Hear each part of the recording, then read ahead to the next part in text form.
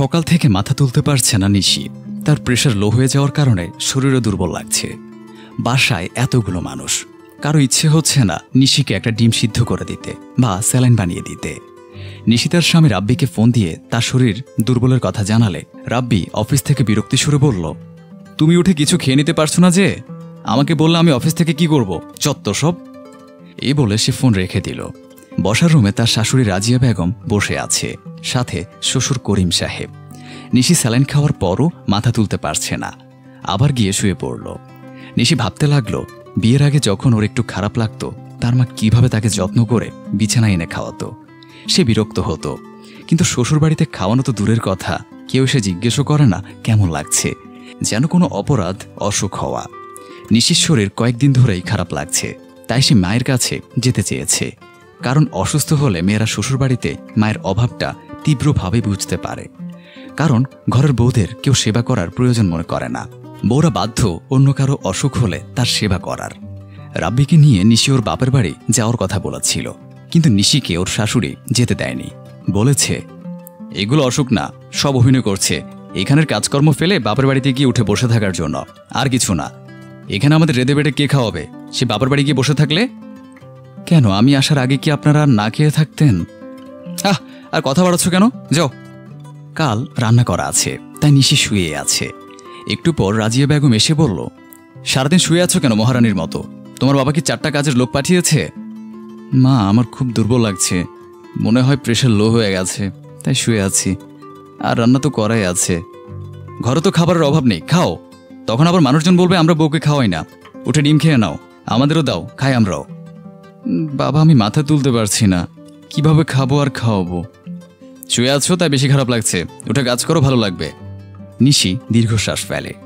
এদের প্রেশারের একটু সমস্যা হলে 3 দিন বিছানায় থাকে, আর নিশি কাজ করলে ঠিক হয়ে যাবে। ওঠো ওঠো, যাও রান্না করে যাও, ডিম সিদ্ধ করে ভুনা করে ফেলো দুপুরের জন্য। মাছে যা লবণ দিয়েছ খাওয়া যাচ্ছে না। নিশি কোনো মতে টলতে টলতে রান্নাঘরে গেল। ডিম সিদ্ধ দিয়ে পাশ ফিরেছিল, মাথাটা আবার ঘুরে ওঠায় ফ্লোরের পানিতে পড়ে আছাট খেল, সাথে সাথে পা ভেঙে গেল। বিকেলে রাব্বি অফিস থেকে ফিরে বলল, তোমার খারাপ লাগছে যখন রান্নাঘরে গেলে কেন? আরেকটা ঝামেলা বাঁধালে, খরচ। তখন নিশির শাশুড়ি রাজিয়া বেগম এগিয়ে এসে বলল, কাজ দেখাতে আর কি, আমাকে বললো তো হতো। মা, আমি কি বলিনি আমার শরীর ভালো লাগছে না? আপনি তো জোর করে আমাকে রান্না করতে পাঠালেন। আমি কি বুঝেছি নাকি তোমার মাথা ঘুরে পড়ে পা ভেঙে ফেলবে? নিশি আর কিছু বলার আগেই রাজিয়া বেগম তার ছেলেকে বলল, বৌমা কয়েকদিন ধরেই তো বাপের বাড়ি যেতে চাইছে, যা ওকে বাপের বাড়ি দিয়ে আয়। বাপের বাড়িও থাকা হবে, আর পা সুস্থ হলে তবে ফিরবে আর কি। নিশি অবাক হলো, তবে এটা প্রথম না, এমন অনেকবার হয়। যখন 2 দিনের জন্য যেতে চাইল, যেতে দেয় না বাপের বাড়ি। কিন্তু কোনো অসুখ হলে মাসের পর মাস বাপের বাড়ি পাঠিয়ে দেয়া হয় সুস্থ করার জন্য। যেন শ্বশুরবাড়ি কাজ করে অসুস্থ হলে সুস্থ করা শুধু মেয়ের মা বাবার দায়িত্ব। নিশি এবার রেগে গিয়ে বলল, না, আমি যাব না, আমি এখানে থাকব। আমি তোমার ভালোর জন্য বলছি, মায়ের কাছে থাকলে বেশি আরাম পাবে। যখন গত মাসে সবার ভাইরাস জ্বর হয়েছিল, তখন আপনার যেমন হয়েছে আমার মায়েরও হয়েছিল। কই, আমি তো আপনাকে ছেড়ে মাকে সুস্থ করতে যাইনি, যেতে দেওয়া হয়নি। এখন কেন আমি যখন অসুস্থ হলাম তখন আমি মায়ের কাছে যাব? না, আমি এখানেই থাকবো। মা তো ভালো কথাই বলেছে, বাপের বাড়ি যাও, সুস্থ হলে এসো, খরচ তো সব আমি দেব। তোমার মায়ের অসুখ হলেও কি তুমি তাহলে তোমার মাকে নানার বাড়িতে রেখে আসবে? উনি অসুস্থ হলে সবাই মিলে যেমন সেবা করো, আমাকেও করবে, কারণ আমি তোমাদের জন্য সবসময় করে আসি। আমারও তো ইচ্ছে আছে তোমাদের সেবা পাওয়ার। তাছাড়া আমি চলে গেলে তো তোমাদের চলে না, এখন কিভাবে চলবে? রাজিয়া বেগম বিরক্তি টেনে রান্নাঘরের দিকে গেলেন। রাব্বিও বিরক্ত। নিশি বিছানায় শুয়ে পড়ল, কারণ নিশি সবার জন্য এতদিন সেবা করে গিয়েছে। কিন্তু যখন তার ব্যাপার এলো, তখনই সবাই তার থেকে পিছন ছাড়াতে চায়। নিশি বসে থাকলে সবার কাজ করতে হবে। রাব্বিকে নিশির কাজ করতে হবে, ওর মাকে রান্নাঘরের কাজ করতে হবে। নিশি না থাকলেও এইসব করবে, কিন্তু সমস্যাটা আসলে ঘরের বউয়ের বসে থাকাটায়। ঘরের বউ সুস্থ হোক বা অসুস্থ, সে বসে থাকবে, অন্যরা কাজ করবে, এইটা এখনো কেউ স্বাভাবিকভাবে মানতে পারে না, যেন তারা কোনো সেবা পাওয়ার যোগ্যই না। ইরারা 3 ভাই বোন। তাদের বাবা রফিক দেশের বাইরে থাকেন। 3 ছেলে মেয়েকে তিনি দামি স্মার্টফোন গিফট করেছে রেজাল্ট ভালো করায়। তাদের মা শাহানা সেই পুরনো মডেলের বাটন ফোন ইউজ করে বিধায় ছেলে মেয়ের ফোন থেকেই তিনি স্বামী রফিক সাহেবের সাথে যোগাযোগ করেন। কিন্তু তার জন্যও তাকে বেশ কাঠখড় পোড়াতে হয়। ইরা, তোর বাবাকে একটু কল দে তো, একটু খোঁজ খবর নেই, লোকটা কেমন আছে কে জানে। উফ মা, বিরক্ত করো না তো, আমি এখন মুভি দেখছি, পরে কল দিও, এখন যাও। শাহানা মন খারাপ করে ছোট মেয়ে নীরার কাছে চলে গেল। নীরা, মা লক্ষ্মী, কি করছো? কিছু না আম্মু, তোমার কিছু লাগবে? তোমার বাবাকে একটু ফোন দাও তো। আচ্ছা দিচ্ছি। কল দিয়ে বাবাকে ধরিয়ে দিল মায়ের সাথে কথা বলতে নীরা। প্রায় আধা ঘন্টা কথা হবার পর নীরার বিরক্ত লাগতে শুরু হলো। সে মাকে বলল, আর কত কথা বলবো তোমরা, আমার ফোনেরও চার্জ শেষ হয়ে যাচ্ছে, রাখো তো। ভয়ে মা দ্রুত ফোন কেটে দিলেন। স্মার্টফোন পেয়ে তারা সবাই ফেসবুক ইনস্টাগ্রামে আসক্ত হয়ে গেল। অনার্স সেকেন্ড ইয়ারে পড়ুয়া ইরা বেশ ভালো ছাত্রী, সব সময় তার রেজাল্ট ভালো হতো, কিন্তু ইদানিং তার পড়ায় মন বসে না, সারাক্ষণ হাতে ফোন থাকে। ছেলে রাহাত, যে কিনা মায়ের সব কাজে হেল্প করত, সে এখন রুম আটকে ফোন নিয়েই পড়ে থাকে। মা যতই ডাকুক না কেন কোনো কথাই তার কানে যায় না। আর রাহাত, এ রাহাত, বাবা দরজাটা খোল না। কি হয়েছে মা, এভাবে চেঁচাচ্ছ কেন? বাসায় কোনো বাজার নেই, কি রান্না করব বল, একটু বাজার এনে দে। অসহ্য একটা। হ্যাঁ টাকা দাও, আজ এখন বস্তা ভরে সব নিয়ে আসবো, আর যদি আমায় বিরক্ত করেছো তো খবর আছে, শান্তিতে একটু বাঁচতে দেবে না। এই বলে সে বাজার আনার জন্য বের হয়ে গেল। মায়ের বেশ মন খারাপ হলো। এই ছেলেটা কত ভালো ছিল, আজকাল কি যে হয়েছে, কেন রুম আটকে বসে থাকে কে জানে। এসব ভাবতে ভাবতেই নীরার রুমে গেলেন তিনি। গিয়ে তো তিনি অবাক, সাজুগুজু করে শাড়ি বিভিন্ন স্টাইলে পরে কি যেন অভিনয় করছে তার ফোনের সামনে নীরা। মাকে দেখেই চিৎকার দিয়ে বলল, মা যাও তো এখান থেকে, দেখছো না আমি টিকটক করছি। মন খারাপ করে কিচেনে যেতেই তার ফোনে কল দিলেন রফিক সাহেব। হ্যালো। ওপাশ থেকে রফিক সাহেব কেমন আছেন জানতে চাইতেই শাহানা কান্না করে বলতে থাকলেন, আর কিভাবে ভালো থাকি, তুমি বাচ্চাদের স্মার্টফোন দিয়েছ, এরা সবাই পড়ালেখা বন্ধ করে সারাদিন ফোন হাতে নিয়ে পড়ে থাকে। ছেলেটাকে বাজার করতে বললেও ঝাড়ি মেরে দেয়। মেয়েগুলো এখন নিজেদের জগতে থাকে, এরা তো সারাদিন কি কি যেন টাইপ করে দেখি। আর নীরা আজ দেখি টিকটক করছে। এদিকে আমি একা একা কিভাবে রান্না করি, কেউ একটু এসেও দেখে না। আগে কত সুন্দর সবাই আড্ডা দিতাম, এখন সবাই সবার জগতে ব্যস্ত। ওপাশ থেকে সব শুনে রফিক সাহেব বললেন, তোমাকে আর চিন্তা করতে হবে না, আমি দুদিনের মধ্যেই তোমার জন্য ফোন পাঠানোর ব্যবস্থা করছি। দুদিন পর নীরার কাছে রফিক সাহেব কল দিয়ে বললেন, তোমার মায়ের জন্য ফোন পাঠিয়েছি, মাকে সব কিছু শিখিয়ে দিবে ফোনের, ঠিক আছে? আচ্ছা বাবা। মাকে স্মার্টফোনের সব কিছু শিখিয়ে দিল তিন ভাই বোন মিলে। এখন সবাই একটু স্বস্তি পেল যে মা আর তাদের ফোন নিয়ে কথা বলতে এসে বিরক্ত করবেন না। কিছুদিন পর নীরার অনার্সের রেজাল্ট বের হলো। সে খুবই বাজে রেজাল্ট করল। ইরা ইন্টারের টেস্ট এক্সামে ফেল করল। আর রাহাত চোখের ব্যথায় অস্থির হয়ে যখন মা করে চেঁচাচ্ছিল, তখন মা কিছুতেই শুনতে পেল না, কারণ মা তখন স্মার্টফোনে ফেসবুকিং করায় ব্যস্ত। ইরা ও নীরা মায়ের রুমে এসে মাকে এভাবে ব্যস্ত থাকতে দেখে বলল, ভাইয়া কত যন্ত্রণায় আছে মা, তুমি শুনতে পাচ্ছ না? এখন কেন বিরক্ত হচ্ছ তোমরা? আমিও তো কতদিন অসুস্থ হয়ে তোমাদের ডেকেছি, আসনি তো। এখন যাও, নিজেদের সমস্যা নিজেরা সমাধান করো। আমি এখন তোমাদের বাবার সাথে কথা বলবো, ডিস্টার্ব করো না। ইরা ও নীরা বুঝতে পারল তারা কত বড় ভুল করে ফেলেছে। তাদের অবহেলার কারণেই আজ তাদের মায়ের সাথে এই দূরত্ব সৃষ্টি হলো। তারা আবার মায়ের রুমে গিয়ে মাকে জড়িয়ে ধরে বলল, আমাদের ক্ষমা করে দাও মা, আমরা এখন থেকে লক্ষ্মী মেয়ে হয়ে থাকবো, আর ফোন নিয়ে পড়ে থাকবো না। তুমি যা বলবে তাই করব। আমরা আমাদের ভুল বুঝতে পেরেছি, তোমরা তোমাদের ভুল বুঝতে পেরেছ, তাতে আমি খুশি। এই বলে তিনি দুই মেয়েকে জড়িয়ে ধরলেন।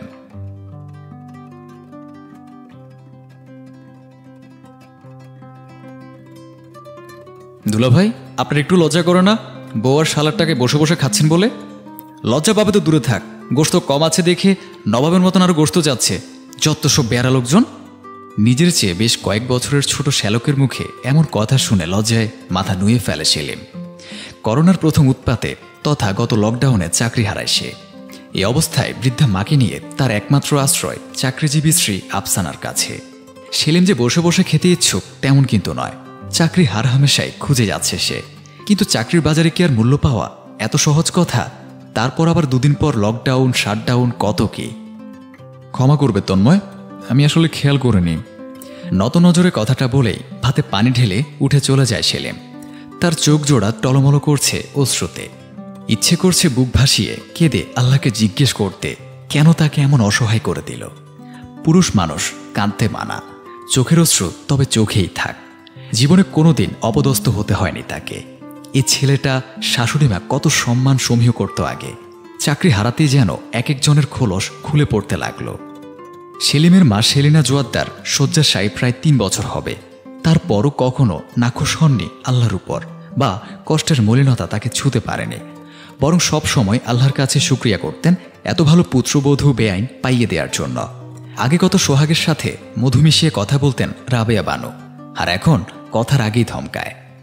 বিগত মাসগুলো ধরে কান্না, তাচ্ছিল্য আর অপমানে মাখামাখি কথাবার্তা ছাড়া কিছুই সেলিনা জোয়াদ্দারের কপালে জোটেনি। আজও কাঁদছেন তিনি নয়ন ভাসিয়ে, শোবার ঘর থেকে ছেলেকে অপমান হতে শুনে। কান্না যেন থামছেই না, যেন বর্ষণ নয় স্বয়ং বন্যা এসেছে তার চোখ জোড়ায়। কি এক নির্মম পরিহাস ভাগ্যের। আল্লাহ, কি পাপ করলাম আমি আমার ছেলে, যার জন্য এই দিন দেখাচ্ছ? জীবনে কোনোদিন কারো সামনে ঝুঁকাওনি, কারো শরণাপন্ন করনি, আজ তবে কেন? আল্লাহ, আমার বাজানের জীবনকে আবার শুধরাই দাও। আমার সোজা সরল বাজানের এত অপমান আমার সহ্য হচ্ছে না। কাঁদতে কাঁদতে কখন যে বুকের ব্যথাটা বেড়ে গেল বুঝতে পারলেন না। ব্যথায় আর্তনাদ করে উঠলেন, আহ আহ। সেলিম দৌড়ে এলো, উদ্বিগ্ন চিত্তে জিজ্ঞেস করল, মা মা কি হয়েছে তোমার? ব্যথা করছে? ওষুধ খেয়েছিলে তুমি তোমার? সেলিনা জোয়াদ্দার কোনো রকম ইশারায় না বোঝালেন। সেলিম তাড়াতাড়ি ঔষধের বাক্স বের করল ঔষধের উদ্দেশ্যে, কিন্তু ওষুধ তো নেই বাক্সে। মনে পড়ল গতকালে তার মায়ের ঔষধ শেষ হয়ে গিয়েছিল বলে শাশুড়ি রাবেয়া বানুকে মাসের বাজারের সাথে নিয়ে আসতে বলেছিল। ছুটে যায় তার কাছে। রাবেয়া বানু তখন ছেলে তন্ময়ের সাথে বসে আয়েশ করে ভাত খাচ্ছেন গরুর গোশত দিয়ে। মায়ের ওষুধ কোথায় আম্মা? কাল যে আপনাকে আনতে বলেছিলাম সেই ওষুধ। মায়ের ব্যথা উঠেছে, তাড়াতাড়ি বলুন। টাকা কম ছিল আর তন্ময়ের মাশরুম খেতে মন চাচ্ছিল, তাই সেই টাকা দিয়ে মাশরুম এনে ফেলেছি। চমকে উঠে সেলিম। সে ভেবেই পাচ্ছে না এতটা অমানবিক মানুষ কিভাবে হতে পারে। কারণ রাবেয়া বানু খুব ভালো করে জানেন ঔষধটা কতটা জরুরি সেলিনা জোয়াদ্দারের স্বাস্থ্যের জন্য। আম্মা, আপনি তো জানেন ওই ওষুধটা মায়ের প্রতিদিন খাওয়া লাগে, না হলে সমস্যা হয়। আপনি কি করে অমানুষের মতন সামান্য শখ মেটানোর জন্য মায়ের ওষুধের টাকা খোয়ালেন? দুলাভাই, আপনার সাহস কি করে হয় আমার মাকে কথা শোনানোর? আমাদের টাকায় খাচ্ছেন, ভুলে যাবেন না। খেতে পারছেন তাই তো বেশি। লজ্জা আছে নাকি তন্ময়ীদের? পরের টাকায় বসে বসে খাচ্ছ মা ছেলে, আবার বড় বড় কথা। আর এমন ঢং করছো যেন এই মারা যাবে তোমার মা। অবশ্য মরলেই ভালো বুড়িটা, আমাদের গাড়ি বসে বসে খাচ্ছে যত সব অকেজো। ওনার তো বিষ খেয়ে। মা একদম চুপ, অনেক বলেছো তুমি। পরিচিত নারী কণ্ঠ শুনেই সচকিত হয়ে দরজার দিকে দৃষ্টি ঘুরায় সকলে। আফসানাকে এ সময়ে বাসায় দেখে সবাই কম বেশি অবাক। আর আফসানা, সে বিস্মিত, আশাহত, অনুভূতি শূন্য হয়ে পড়েছে। সে যা দেখছে তা সত্যি হচ্ছে তো? তার মা ভাই এমন আচরণ করতে পারে তারই স্বামী শাশুড়ির সাথে? মেয়ের ভটকে যাওয়া বুঝতে পারেন রাবেয়া বানু, তাই নিজেকে সামলে সাথে সাথে লেগে পড়েন মেয়েকে 7-5 বোঝাতে। দেখ মা, তুই যা বুঝছিস তেমন কিছুই না, আমরা তো শুধু একটু মজা। হাত দেখিয়ে থামতে ইশারা করে আফসানা। বড় বড় পা ফেলে নিজের বেডরুমে চলে যায়। গভীর চিন্তায় মগ্ন আফসানা। সে কিছুতেই বিশ্বাস করতে পারছে না মানুষ কিভাবে পাল্টে যায়। কখনো ভাবেইনি আফসানা তার মা ভাই এতটা অপদস্থ করবে সেলিমকে। অথচ আগে তো সারাদিন সেলিমের গুণগান গাইত দুজনে। এখন আফসানার মনে হচ্ছে ভালোই হয়েছে চাকরিটা হারিয়ে। এই মানুষগুলোর আসল রূপ তো দেখা হলো।